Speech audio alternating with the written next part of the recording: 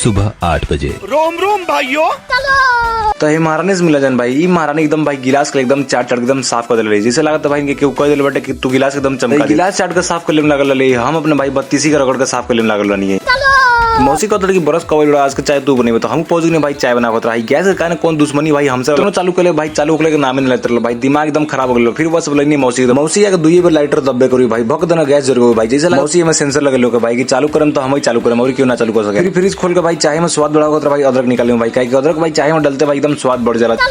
तो अदरक के भाई छील छाल के बढ़िया धोता के भाई एकदम कूट काट दे भाई, कहीं बिना कूट ले भाई चाय में डलवा तो भाई मजा ना वाला। एक आदू को सब्जी घट गए भाई, जो कि सब्जी लिया भाई टी शर्ट पहन के निकल गए बाजार करे। पहुंच गए भाई जहाँ सब्जी लेकर आने भाई, निकल जाकर देखा था एकदम मुंह झुला के बैठल बना। फिर पूछी कोनो दिक्कत समस्या बा, कहता नहीं दिक्कत नहीं, लेकिन समस्या बहुत बड़े भाई। उनका समस्या और परेशानी सुनने के बाद फिर वो सब्जी लेके भाई निकल गए रूम में खातिर। तो रूम पे आके भाई नहा धोआ के हो गए तैयार, कहीं भाई कोचिंग भी जाएगा तो भाई तैयार होकर जरूरी बटे। फिर बाद कोचिंग ड्रेस पहन कर बैग टांगे भाई एकदम तैयार हो भाई। लवारिस ने चप्पल जगह फेंकाइल बटे भाई, चप्पल का मालिक लोग भाई यही लाइब्रेरी में पढ़ल भाई, दिन रात भाई मेहनत करके भाई अपनी पढ़ाई करला भाई। घाम इतना उड़ा भइल भाई, रास्ता में रुक के भाई गमछी खोते भाई, पता लगा तो भाई रूम पे गमछी छूट गई बटे भाई, इतना तेज घाम रहा भाई पूरा देह और हाथ एकदम जरत रहलू है। तो हमनी के कोचिंग भाई नया ब्रांच खुलल बटे, जो कि हाटा खुली भाई, तो वही के खुशी में सर जी पार्टी देते वो पूछ के भाई लड़का एकदम टूट पड़ गया भाई, बिहने पड़का पार्टी सर जी कहते। रूम के नीचे भाई वो रेस्टोरेंट बटे भाई, वही रेस्टोरेंट में महारानी गई भाई, पानी पिए का अलग तरीका से कहते भाई, मुंह से नहीं वो नाके से सिखत रही। चाहते जाकर 2 बेर जब गर्मी ने तब जाकर भाई ऑर्डर आया भाई, मुस्किया के अपन पर्चे देते रहे भाई कि हम लड़के नहीं है भाई। उतना देर में मौसी भाई एकदम खैले में बिजी बाड़ी, जैसे लगा था भाई बस के छीन के भाई क्यों खाली उतर एकदम खैले में बिजी। आज के प्यारा मिनी ब्लॉग में बस इतना ही, मिलते हैं नेक्स्ट मिनी ब्लॉग में।